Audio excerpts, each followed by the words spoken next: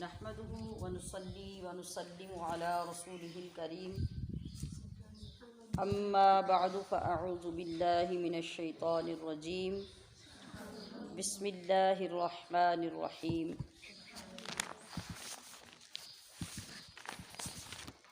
رب اشرح لي صدري ويسر لي امري واحلل عقدة من لساني يفقهوا قولي سبحانك لا علم لنا إلا ما علمتنا إنك أنت العليم الحكيم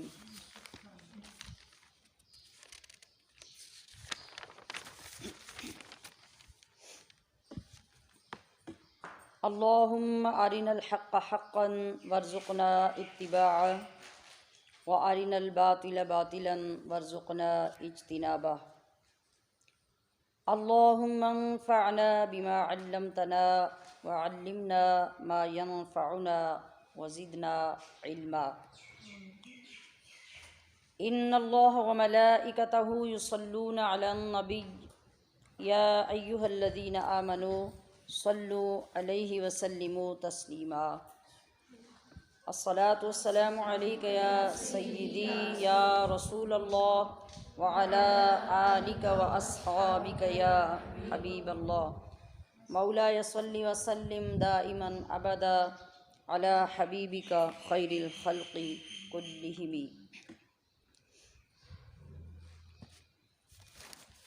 اللہ کے فضل و کرم سے، اس کی توفیق سے الحمدللہ ہم اپنا عزم اور اپنا پیغام لے کر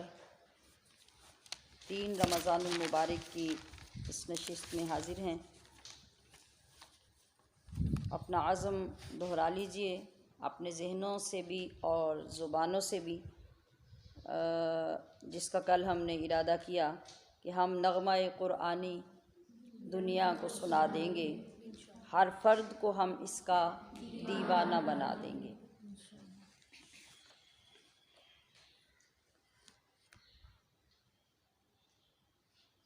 آج کا ہمارا لیکچر پارہ نمبر 2 سے ہوگا. آج ہم ہر رکوع میں دیے گئے موضوعات کے مطابق بات کریں گے، اور ہر رکوع میں موضوعات کا جو خلاصہ ہے وہ انشاءاللہ ساتھ ساتھ سکرین پر آپ کو نظر آتا رہے گا، جس سے نوٹ کرنے والے لوگوں کے لیے آسانی ہو جائے گی. اور پھر ان موضوعات کی تفصیل جس وقت بھی آپ قرآن پاک سے پڑھنا چاہیں گے اور ان کو دیکھنا چاہیں گے تو اس سے انشاءاللہ آپ کو پڑھنے سے تسکین بھی حاصل ہوگی، شوق بھی پیدا ہوگا. یہ ایک کوشش ہے، اللہ کریم اس کوشش کو ہم سب کے لیے نفع بخش فرمائے. تو رکوع نمبر 1، اس میں بالخصوص جو ذکر ہوا ہے وہ مسلمانوں کے قبلے کی تبدیلی کا ذکر ہوا ہے، امت محمدیہ کی فضیلت دنیا میں بھی اور آخرت میں بھی، تمام امت پر گواہی کی فضیلت کا ذکر کیا گیا ہے. اللہ رب العزت نے اس سپارے کا جو آغاز فرمایا اور پہلے الفاظ جو ہیں وہ ہیں سَيَقُولُ السُّفَهَاءُ مِنَ النَّاسِ مَا وَلَّاهُمْ. اس کا ترجمہ یہ ہے کہ عن قریب کچھ بے وقوف لوگ یہ کہیں گے کہ مسلمانوں کو ان کے قبلے سے کس نے بدل دیا جس پر یہ پہلے تھے اور جس کی طرف منہ کر کے نمازیں پڑھتے تھے. یہ ابھی انہوں نے نہیں کہا، وہ تو ابھی کہیں گے وہ جو بے وقوف ہیں، مگر اللہ کریم غیب کی خبر دے رہا ہے کہ قبلہ تو بدلے گا میرے محبوب کی مرضی سے، مگر اس کے بعد صورتحال کیا پیدا ہوگی کہ کچھ دیوانے ہوں گے،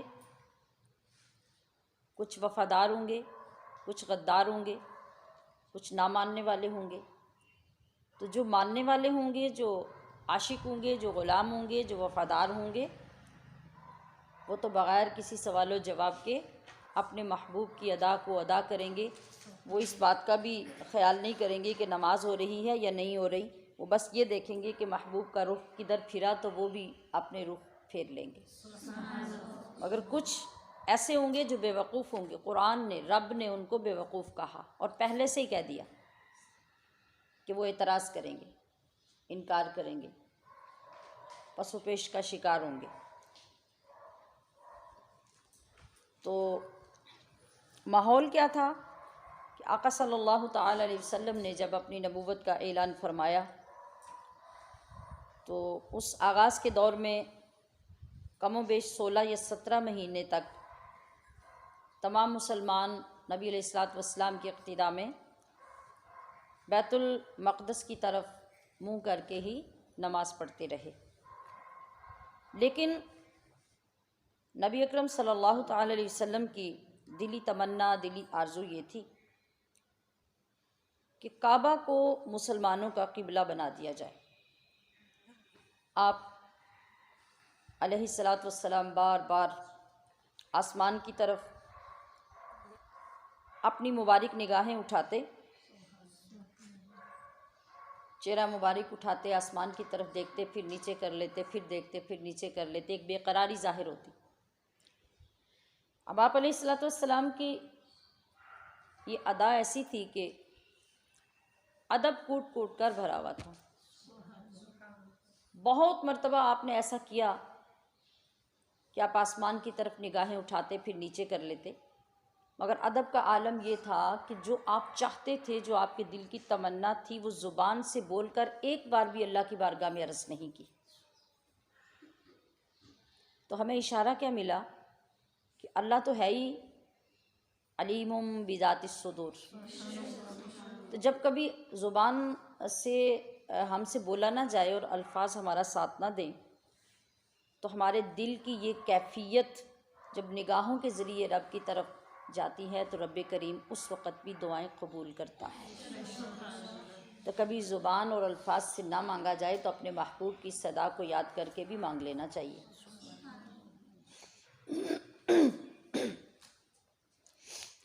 تو پھر وہی ہوا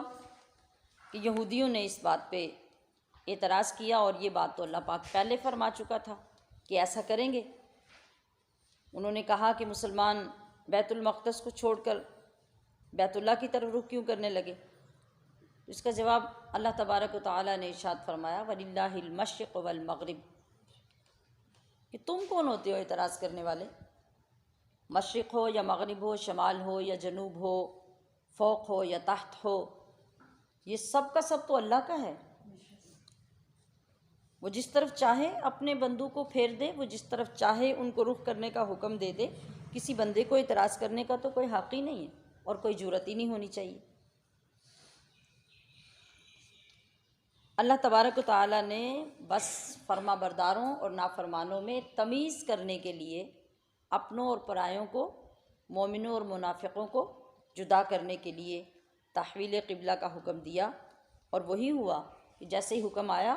تو منافق اور مومن سب الگ الگ ہو گئے۔ منافق اعتراض کرنے لگے اور مومنین نے فوراً اپنے محبوب کے پیچھے اسی جانب رخ کر لیا جدھر حبیب نے رخ پھیرا۔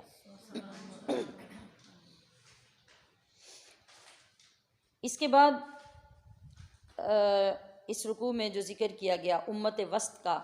امت وسط یعنی افضل امت کی فضیلت کا بیان کیا گیا، امت کے اعتدال کا، اس کی میانہ روی کا اور میانہ روی کی تعلیمات کا ذکر ہوا کہ یہ وہ امت ہے اور اس امت کو یہ دین عطا کیا گیا کہ جس کے اندر افراط و تفریط نہیں ہے، بلکہ ہر چیز اپنے لیول پر ہے اور اس کے اندر اعتدال پایا جاتا ہے۔ اعتدال کیا فائدہ دیتا ہے کہ ہر انسان اس پہ آسانی سے عمل پیرا ہو سکتا ہے، نہ وہ بہت زیادہ جوش و خروش میں آتا ہے اور نہ وہ بہت زیادہ سستی اور کاہلی کا شکار ہوتا ہے۔ تو یہ سعادت اللہ پاک نے اپنے محبوب کی امت کو عطا فرمائی۔ اور اس کے بعد ایک فضیلت امت محمدیہ کی یہ ہوگی کہ دنیا اور آخرت میں ان کی گواہیوں کی بڑی ویلیو ہوگی، بڑی شان ہوگی کہ قیامت میں جب تمام امتیں جمع ہوں گی تو پچھلے انبیاء کی امتیں اللہ کی بارگاہ میں شکایت کریں گی، شکوہ کریں گی، جان بوجھ کے ایک عذر پیش کریں گی کہ یا اللہ تیرے نبیوں نے ٹھیک طرح سے ہمیں پیغام نہیں پہنچایا، تبلیغ کا حق معاذ اللہ ادا نہیں کیا، تو اس پر پھر امت محمدیہ بولے گی کہ ہم تو سب سے پیچھے آنے والے تھے، اور ہمارے نبی نے تو پچھلی تمام امتوں کی ہمیں خبر دی اور انبیاء کی خبر دی، اور ہم اس پہ گواہ ہیں کہ اے اللہ تیرے کسی نبی نے کوئی کوتاہی نہیں کی۔ اور پھر اس پر جو تصدیق کی مہر ثبت ہوگی وہ خود آمنہ کے لال محمد الرسول اللہ گویا ہوں گے اللہ کی بارگاہ میں اور گواہی دیں گے، تو اللہ پاک یہ گواہی قبول فرمائے گا۔ یہ مقام ہوگا میدان محشر میں امت محمدیہ کا اور خود محمد الرسول اللہ کا۔ دوسرے رکوع کی طرف ہم آگے بڑھیں تو دوسرے رکوع میں اللہ کے ذکر کی اقسام بیان کی گئیں، ان کی فضیلت بیان کی گئی، اور ان اذکار کی روح اور بندے کی روحانی پرواز کا ذکر ہوا کہ ذکر کیا ہوتا ہے اور کس طرح وہ قبولیت کا مقام حاصل کرتا ہے۔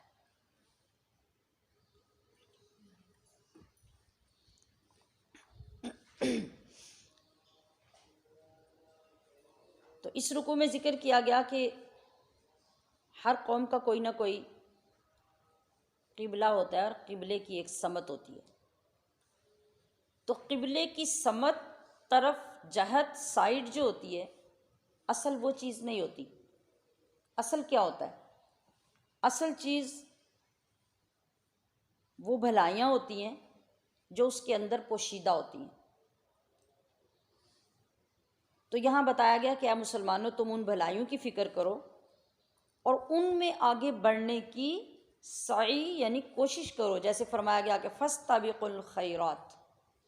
کہ بڑھائیوں میں آگے بڑھو۔ کسی چیز کی طرف منہ کر کے کھڑے ہو جانا یا نیت باندھ لینا یہ اصل روح نہیں ہے، نہ ذکر کی نہ عبادت کی، وہ تو تمہیں یکسو کرنے کے لیے ایک طرف ایک جہت عطا کر دی گئی کہ یہ جہت ہے، اس طرف تم جم کے کھڑے ہو اور اس طرف تصور باندھ کے میری عبادت کرو۔ تو جو اس کی اصل ہے وہ یہ نہیں ہے، اصل یہ ہے کہ اس کے پیچھے جو نیکیاں ہیں، جو بھلائیاں ہیں، جو اللہ کے ساتھ تعلق ہے، اس کو بڑھاؤ اور اس کی طرف توجہ کرو، ان تمام چیزوں کی اور ان احکام کی پابندی کرو، تاکہ ایک تو نہ تو کسی کو اعتراض کا موقع ملے، یعنی پیچھے والی بات کے قبلے کی بات اور قبلے کی سمت کی بات یہ کوئی میٹر نہیں کرتی، اس کی طرف تمہاری ساری توجہ نہیں ہونی چاہیے۔ توجہ اس طرف ہونی چاہیے کہ تم محبوب خدا کے فرما بردار کتنے ہو، اور حضور جس دین کو لے کر آئے ہیں تم اس کی اتباع کتنی کر رہے ہو، اس کی فرما برداری کتنی کر رہے ہو، تاکہ تمہارا جو عمل ہے، تمہارا جو کردار ہے وہ اتنا اعلیٰ، اتنا شائن، اتنا خوبصورت ہو کہ لوگ ان چھوٹی چھوٹی باتوں کو بھول جائیں۔ تو ان باتوں کی وجہ سے تمہیں دین کے دشمنوں سے ڈرنے کی ضرورت نہیں ہے، بلکہ تم صرف مجھ سے ڈرو، یعنی خشیت اختیار کرو، خشوع اختیار کرو۔ تو اس کا فائدہ کیا ہوگا کہ میں تم پہ اپنی نعمتوں کی تکمیل کروں گا، وہ زیادہ بڑھاؤں گا، تمہیں ہدایت سے نوازوں گا۔ تو تمہاری ہدایت کے لیے تمہیں قبلے کی سمت تو عطا کی گئی، مگر اس کے ساتھ وہ رسول عظیم تمہیں عطا کر دیا گیا جو میری آیات تمہیں پڑھ کر سناتا ہے، کتاب و حکمت کی تعلیم دیتا ہے، اور جن علوم کو تم جانتے تک نہیں تھے ان علوم سے تمہیں آشنا کر رہا ہے۔ تو تم یاد رکھو مجھے، یعنی فاذکرونی اذکرکم، تم مجھے یاد رکھو میرے احکام کی فرما برداری کر کے، ان کی پابندی کر کے، اطاعت کر کے۔ تو میں تمہیں کیسے یاد رکھوں گا؟ میں جب انعامات تقسیم کرنے لگوں گا تو وافر حصہ تمہارا رکھوں گا، یہ میری یاد ہوگی۔ اب تم مجھے جس حالت میں یاد کرو گے میں اپنی شان کے مطابق اس سے اعلیٰ حالت میں تمہیں یاد رکھوں گا۔ تم ہر حال میں میرا شکر بجا لاتے رہو، کبھی نہ شکری نہ کرو، تو میں اپنی نعمتوں کو کبھی کم نہیں کروں گا۔ اب اللہ کے ذکر کی یہاں بات ہوئی، یعنی فاذکرونی اذکرکم، یہاں ذکر کی بات ہوئی، تو جو ذکر ہے یہ کتنے طریقوں سے کیا جا سکتا ہے، یعنی کس چیز کو ذکر کی لسٹ میں لایا جا سکتا ہے؟ ایک ذکر ہوتا ہے زبان کے ساتھ، سبحان اللہ، الحمد للہ، اللہ اکبر، لا الہ الا اللہ، اس جیسے کلمات سے ہماری زبان ذکر کرتی ہے۔ پھر ایک ہوتا ہے ذکر قلبی، پہلا لسانی تھا، زبانی تھا، اب قلبی ذکر۔ قلبی ذکر کیا ہوتا ہے؟ اللہ کی نعمتوں کو اپنے دل میں یاد رکھنا، اس کی عظمت میں غور کرنا، اس کی قدرتوں پر اور قدرتوں کے دلائل پر غور کرنا، اور جو علماء ہوتے ہیں وہ ہر وقت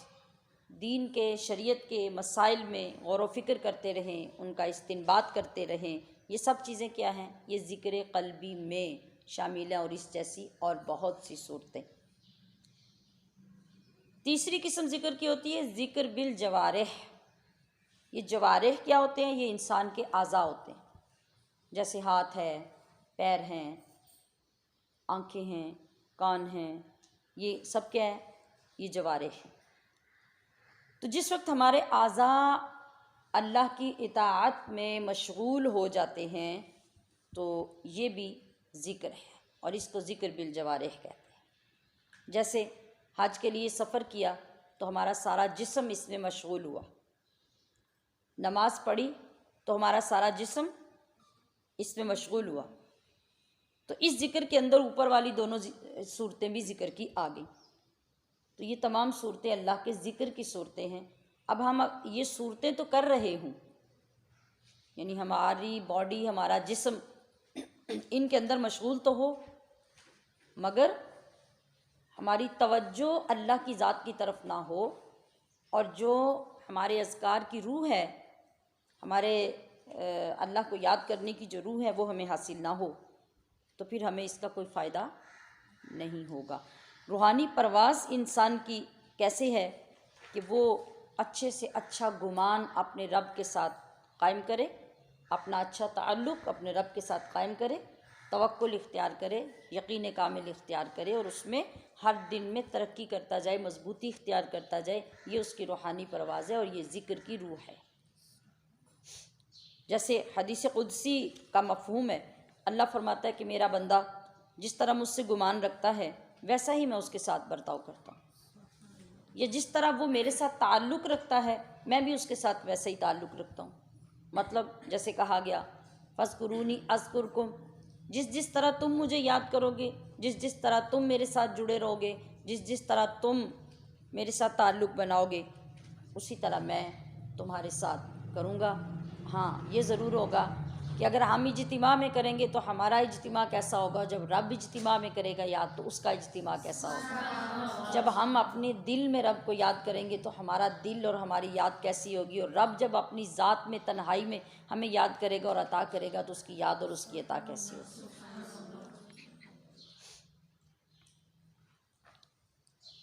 ایک اعرابی نے نبی علیہ السلام سے عرض کیا کہ آقا، اسلام کے احکام تو بہت سارے ہیں، مجھے بس ایک ایسی چیز بتا دیجئے میں جس کو اپنے اوپر لازم کر لوں اور اس سے میری نجات ہو جائے، اور وہ ذریعہ ہر وقت اللہ کی یاد اور دین کے قریب رہنے کا بن جائے۔ آپ علیہ السلام نے فرمایا تم اپنی زبان کو اللہ کے ذکر سے ہمیشہ تر رکھو۔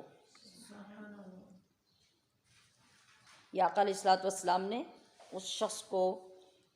تعلیم دی، ہر وقت تر رکھو، یعنی کام کاج، سفر، حضر، اٹھتے بیٹھتے کسی نہ کسی کلمے کے ساتھ اپنے رب کی یاد کرتے رہو۔ تو اگر صحیح معنوں میں یاد کی سمجھ آ جائے تو یاد دل کی کیفیت کے بغیر نہیں ہوتی۔ جس کو ہم یاد کرتے ہیں، جس کو بھی، اس کی طرف ہمارے دل کی توجہ ضرور ہوتی ہے، اگر نہ ہو تو وہ یاد ہی نہیں ہوتی۔ تو اللہ تعالیٰ سے دعا کرنی چاہیے کہ وہ ہمیں بھی ذکر کرنے والا انسان بنائے۔ رکوع نمبر 3 کی طرف بڑھیں تو اس میں اللہ پاک نے انسان کو مشکلات کے وقت میں نماز اور صبر سے مدد مانگنے کا حکم دیا ہے۔ اللہ کی راہ میں شہید ہونے والوں کی شان بیان کی ہے، اور جو اللہ کی نشانیاں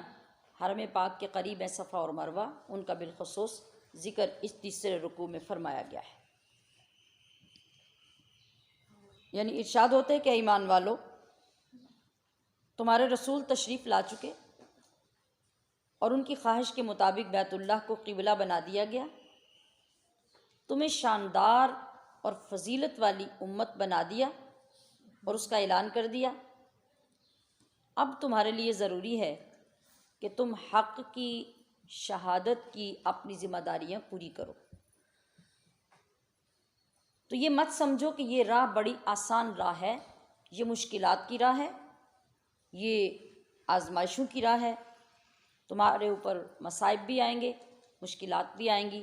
مگر تمہارا تو رائے امتیاز کیا ہونا چاہیے کہ جتنے مصائب، جتنی آزمائشیں آئیں،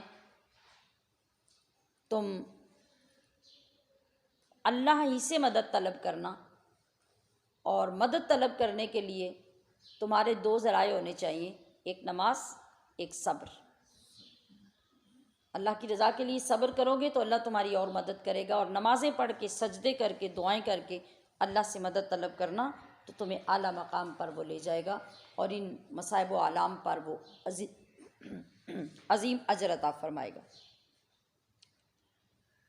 پھر فرمایا کہ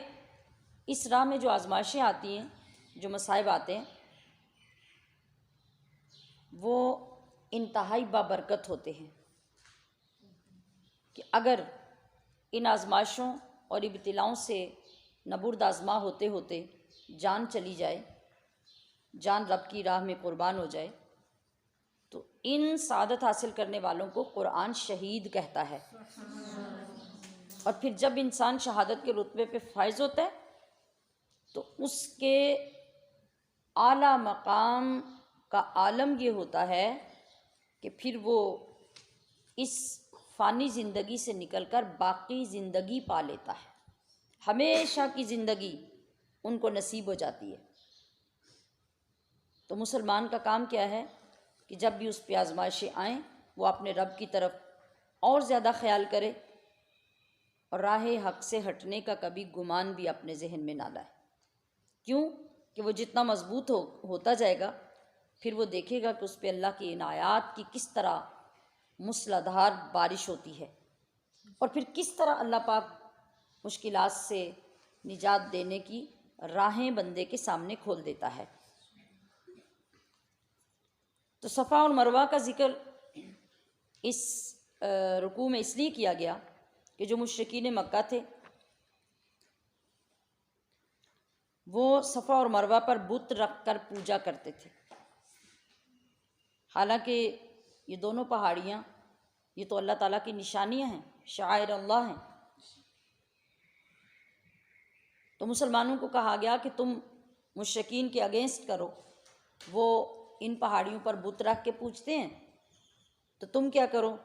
تم ان کے درمیان سعی کرو اور حضرت ہاجرہ کی سنت کو تازہ کرو۔ اب حق پوری طرح واضح ہو چکا، شریعت آ چکی، لہٰذا اب جو لوگ اللہ کے حق کو، اللہ کے دین کو، رسول اللہ کی تعلیمات کو چھپائیں گے، اللہ کی طرف سے ان پر لعنت ہوگی۔ اور جو کافر رہے یا جنہوں نے کفر اختیار کیا اور پھر اسی حالت میں مر گئے، تو سن لو، ان پر اللہ کی بھی لعنت ہوگی، فرشتوں کی بھی لعنت ہوگی، اور تمام لوگ ان پر لعنت کریں گے، اور پھر وہ اس لعنت پہ ہمیشہ گرفتار رہیں گے، کبھی انہیں چھٹکارا نہیں ہوگا۔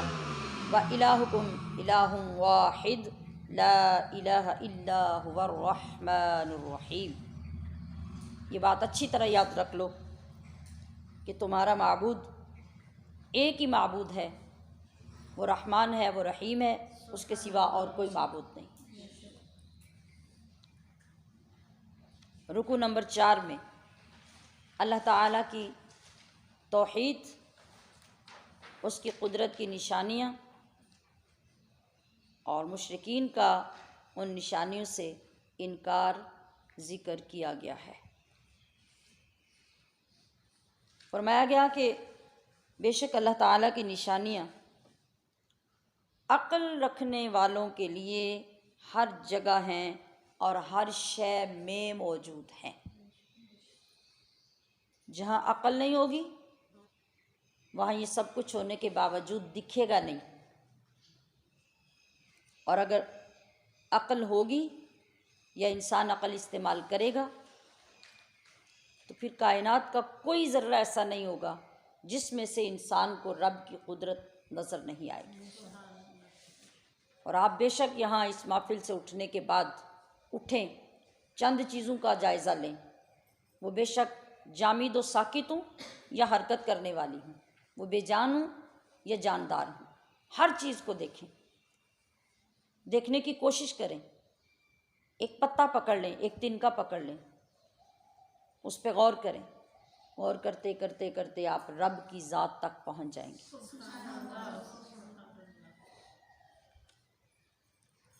آسمانوں کو دیکھیں، زمین کو دیکھیں۔ ابھی یہ دن نکل رہا ہے، ماشاءاللہ ہم دن کی آغاز کی گھڑیوں میں بیٹھے ہیں۔ آپ اس موسم کا اندازہ کریں، جوں جوں سورج اوپر آتا جائے گا موسم کی تبدیلی پہ غور کیجیے گا، یہ کون کر رہا ہے، یہ کون سا سسٹم چل رہا ہے۔ پھر رات آئے گی اور اس رات کی تاریکی کی کمی کے لیے آپ دائیں بائیں آگے پیچھے ہر جگہ پہ روشنیاں کر دیتے ہیں۔ ایک اپنے محلے کی روشنیوں کی گنتی کریں تو آپ گنتی نہیں کر سکیں گے۔ آپ نے کتنا فرق کر لیا رات میں، کتنا اجالا کر لیا، مگر وہ رب جب اس ٹائم کو مکمل کر دے گا تو ایسا اجالا لائے گا، ایسا اجالا لائے گا کہ صرف ایک بلب آسمان پہ جلے گا اور پوری کائنات روشن ہو جائے گی۔ پھر سمندروں کے سفر، زمینوں کے سفر، ہواؤں کے سفر، سمندروں میں چلنے والے جہاز، پھر آسمانوں سے برسنے والی بارش، پھر زمین سے اگنے والی کھیتیاں، فصلیں، پھلدار درخت، پھولدار درخت، ان ساری چیزوں پہ غور کریں تو آپ کو سمجھ آئے کہ اللہ پاک کی قدرتیں کتنی ہیں، کس کس چیز میں ہیں۔ اب کون انکار کرے گا سوائے اس کے جس کے دل پر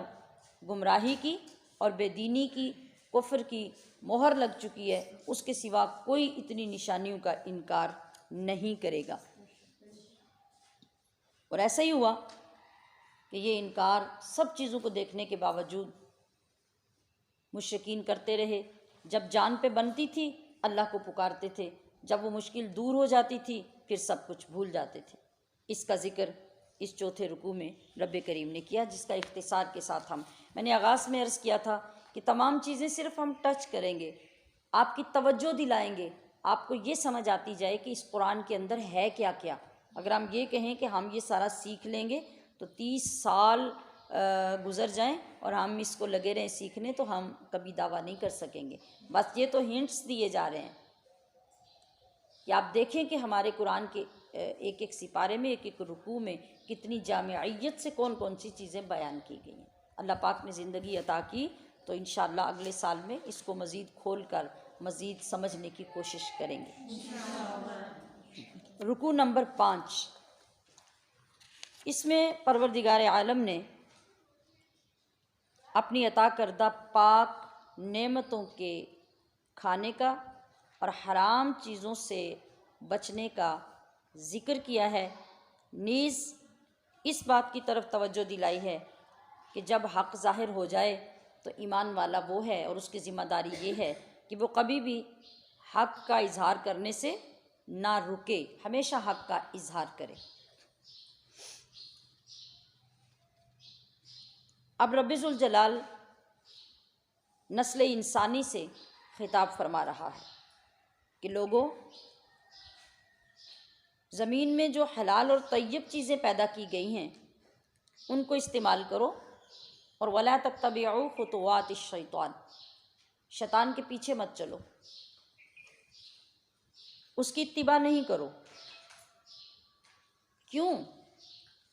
اس سے خدا نہ خواستہ معاذ اللہ کوئی اللہ کی ذات اور اس کا نظام کمزور ہونے لگے، ہمارے اس کے پیچھے چلنے سے اللہ کی کبریائی میں فرق آنے لگا، اللہ اس لیے ہمیں منع فرما رہا ہے؟ ہرگز نہیں۔ وہ فرما رہا ہے تمہیں منع کرنے کا مطلب یہ ہے کہ وہ اچھا نہیں ہے، اس کے کام برے ہیں، اس کا کام تو ہمیشہ برائی اور بے حیائی کی طرف چلانا ہے، تو تمہیں میں نے پیدا کیا ہے، میں تم سے محبت کرتا ہوں، اس لیے تمہیں تمہارے دشمن سے بچنے کا حکم دے رہا۔ وہ یہ چاہتا ہے کہ تم اپنے رب پر جھوٹے الزام لگاؤ، تم گمراہ ہو جاؤ، لہٰذا خبردار، میری طرف سے آئی ہوئی ہدایت کو چھوڑ کر گمراہ مت ہو جانا، اور اپنے آباء و اجداد کے پیچھے نہ چلنا جن کو شیطان نے اپنے پیچھے لگا لیا ہے۔ ہمیشہ نیکی اور بھلائی کی بات سنو، اور بہرے، گونگے اور اندھے مت بنو، بلکہ جب نیکی اور بھلائی کی بات آئے اس کا اظہار کرو، خود سنو اور دوسروں تک پہنچاؤ۔ اور یہ بھی تمہاری ہدایت کا ایک راستہ ہے کہ تم ہمیشہ پاکیزہ چیزیں استعمال کرو، اور ان کو استعمال کرنے کے بعد وہ چیزیں عطا کرنے والے رب کا، اپنے خالق کا شکر ادا کرو جس نے تمہیں پاکیزہ نعمتیں عطا کی ہیں۔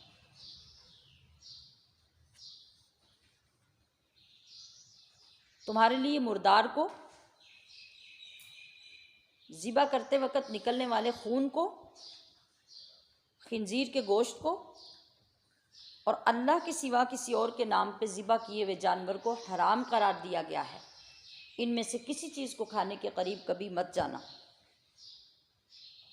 صرف اضطراری حالت میں جب جان بچانا فرض ہو جائے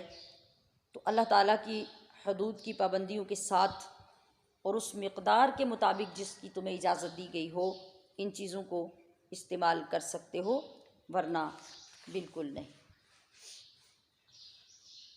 اور جو لوگ حق آنے کے بعد حق کو چھپاتے ہیں اور ان کے پیش نظر ان کاموں کے ذریعے صرف دنیا کمانا اور اس کا دھندا کرنا مقصود ہوتا ہے، سمجھ لو کہ وہ لوگ اپنے پیٹوں میں رزق نہیں ڈالتے بلکہ آگ کے انگارے ڈالتے ہیں، اور ایسے لوگوں کے لیے دردناک عذاب تیار کیا گیا ہے۔ یہ قرآن ہم سے مخاطب ہے اور قرآن ہمیں بتا رہا ہے۔ تو عزیزات محترم، ذرا سوچئے کہ ایک ایک آیت میں، ایک ایک رکوع میں، ایک ایک صفحے پر ہمارے لیے کتنی تعلیمات ہیں۔ اب یہ تو ہم صرف ہیڈنگز بول رہے ہیں، جب ہم ان کی ڈیٹیلز میں جائیں گے، ان کی تفصیلات پڑھیں گے تو کتنی چیزیں کھل کھل کر ایک ایک آیت سے سامنے آئیں گی، اور یہی اصل ذمہ داری ہے ہماری کہ ہم اس قرآن کو سمجھیں، اور اس کو جب سمجھ لیں گے تو پھر برائی کی طرف نہیں جائیں گے۔ رکوع نمبر 6 میں اللہ پاک نے ہمیں سمجھایا کہ اصل نیکی کیا ہوتی ہے۔ یہ بات سمجھنے سے تعلق رکھے گی۔ قصاص کیا ہوتا ہے، دیت کیا ہوتی ہے، اور وصیت کا حکم کیا ہے، یہ مختصراً اس رکوع کی روشنی میں ہم ذکر کریں گے۔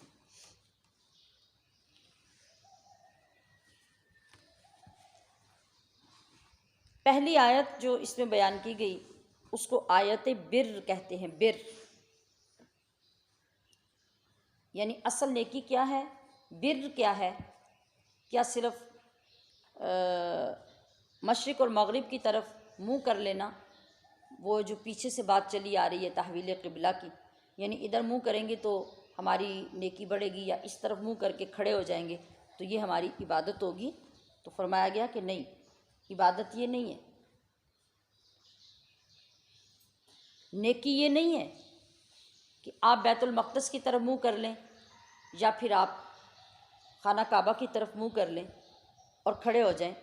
تو یہ نیکی ہے، بلکہ نیکی کیا ہے؟ نیکی ہے اللہ کے ساتھ وفاداری کرنا،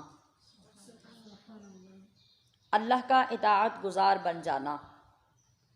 وہ جس حالت میں جب جو کہے ہر حالت میں اس کو بجا لانا، اور جس حالت میں جس چیز کو جتنا منع کر دے اس سے فوری طور پر منع ہو جانا، اصل نیکی یہ ہے۔ جیسے قرآن پاک نے فرمایا لیس البر ان تولوا وجوہکم، یعنی یہ نیکی صرف یہ نہیں ہے کہ تم اپنے منہ ایک خاص سمت کی طرف پھیر لو، بلکہ نیکی یہ ہے جو اللہ پر ایمان لائے اور پھر اس ایمان کا حق ادا کر دے۔ یعنی اللہ پر ایمان، آخرت پر ایمان، فرشتوں پر، اس کی تمام کتابوں پر، اللہ کے نبیوں پر، یہ ایمان لانا یہ اصل نیکی ہے۔ اور اس کے بعد اللہ ہی کی محبت کے لیے اپنے تمام رشتہ داروں، یتیموں، مسکینوں، مسافروں، سوال کرنے والوں کی خدمت کرنا، اور اگر کوئی غلام ہو تو اس کو آزاد کروانے میں اس کی مدد کرنا، ان تمام کاموں میں تعاون کرنا، نماز قائم کرنا، زکوٰۃ ادا کرنا، وعدے پورے کرنا، تنگی اور مصیبت میں اور حق اور باطل کے ساتھ جنگ کرنے میں ہمیشہ صبر سے کام لینا، یہ سب نیکیاں ہیں۔ پھر قصاص کے بارے میں حکم ہوا کہ قصاص کیا ہے۔ اس کے بارے میں اللہ کا حکم یہ ہے کہ کوئی شخص اگر کسی کو قتل کر دے تو اس قتل کا بدلہ اسی سے لیا جائے، جیسا کہ زمانہ جاہلیت میں بھی یہ ہوتا تھا اور آج کے دور میں بھی یہ ہوتا ہے کہ اگر کسی نے کسی کو تھپڑ مار دیا، لڑائی کر لی، نقصان پہنچا دیا، تو اس کے جواب میں سیدھی گولی مار کے اس کو قتل کر دیا جاتا ہے۔ یا اگر کسی ایک نے قتل کیا تو پھر آنے والی کئی نسلوں میں وہ دشمنی چلتی رہتی ہے۔ اگر کسی نے ایک مارا تو آپ جا کے ان کے 2 قتل کر آئے، پھر 10 سال گزرے تو پھر کوئی قتل کر دیا، پھر قتل کر دیا۔ تو یہاں اللہ تبارک و تعالیٰ نے فرمایا کہ جو قتل کرے گا اس قتل کا بدلہ صرف اسی سے لیا جائے۔ قرآن تمہیں اس بات کا حکم دیتا ہے، اور اگر تم اس سے زیادہ کرو گے تو پھر تم زیادتی کرو گے، ظلم کرو گے۔ اب اگر مارنے والا کوئی آزاد ہے یا غلام ہے یا مرد ہے یا عورت ہے تو جس شخص کو اس نے قتل کیا اسی طرح کا بدلے میں قتل کیا جائے گا، اس کو قصاص کہا گیا۔ اور اگر مقتول کے ورثاء قاتل کو قتل نہ کرنا چاہیں اور اس کے بدلے میں خون بہا، یعنی جو شریعت نے اس کا بدلہ مقرر کیا، اسی کو دیت کہا جاتا ہے، یہ لینے کے لیے تیار ہو جائیں، تو جو قاتل ہے قاتل کو احسان مند ہونا چاہیے کہ مقتول کے ورثاء نے میری زندگی بچا لی اور مجھ سے دیت لینے کے لیے تیار ہو گئے، تو ان کا احسان مند ہو کر ان کو دیت ادا کرنی چاہیے۔ کہا گیا کہ اس قانون قصاص میں تمہارے لیے زندگی ہے، یعنی تمہیں بچا لیا گیا اور تم سے اس کا بدلہ لے لیا گیا، تو تمہیں اللہ کا اور اس خاندان کا اس پہ شکر گزار ہونا چاہیے۔ تو یہ نظام جہاں اسلامی حکومتیں ہوتی ہیں وہاں پہ قائم ہوتے ہیں۔ جہاں اسلامی حکومتیں نہیں ہیں، آج تک جو ہمیں بھی نصیب نہیں ہوئی، تو ایسی جگہوں پر یہ نظام قائم نہیں ہوتے، پھر جیسے نظام ہوتے ہیں یا ویسے چلتے ہیں، یا پھر جیسے ظلم و ستم خاندانوں میں اور علاقوں میں چل رہے ہوتے ہیں پھر وہی چلتے رہتے ہیں۔ اپنے آپ کو فریش رکھنا آپ کی ذمہ داری ہے، میری نہیں ہے۔ آپ کو خود پتہ ہونا چاہیے، ہم سن رہے ہیں تو ہماری نیند غالب آ رہی ہے یا اللہ کی رحمت غالب آ رہی ہے، تو خود ہینڈل کریں خود کو۔ اس کا طریقہ بارہا مرتبہ آپ کو بتایا جا چکا ہے۔ پھر وصیت کے بارے میں فرمایا گیا کہ وصیت کرنا تم پہ لازم ہے، اسے پورا کرنا دوسروں کی ذمہ داری ہے۔ وصیت کیا ہے؟ یعنی اصطلاح میں وصیت کا ویسے معنی تو ہوتا ہے کہ وہ حکم جس کے اندر بے انتہا تاکید پائی جا رہی ہو، جس کے نہ کرنے اور چھوڑنے کی کوئی گنجائش نہ ہو۔ اصطلاح میں وصیت کہتے ہیں کہ انسان زندگی میں کوئی بات، کوئی کام ایسا کہہ جائے جو اس کے مرنے کے بعد اس کے ورثاء کے لیے ضروری ہو، ان کو پورا کرنا چاہیے، اور شریعت کے مطابق ہو اور ان قواعد و ضوابط کے مطابق ہو جتنی شریعت نے اجازت دی ہے، تو اس کو وصیت کہا جاتا ہے، اور اس کا پورا کرنا مرنے والے کے بعد اس کے ورثاء پر لازم ہے۔ تو جو وصیت کو سنے اور بعد میں اس کو بدل دے، پورا نہ کرے، اس میں ڈنڈی مار دے، زیادتی کر دے، اس کو چھپا دے جس میں اس کا پیچھے والے بندے کا فائدہ ہو، تو اس کا گناہ انہی لوگوں پر ہوگا جو پیچھے ایسا کریں گے، مرنے والے پہ اس کا کوئی گناہ نہیں ہوگا۔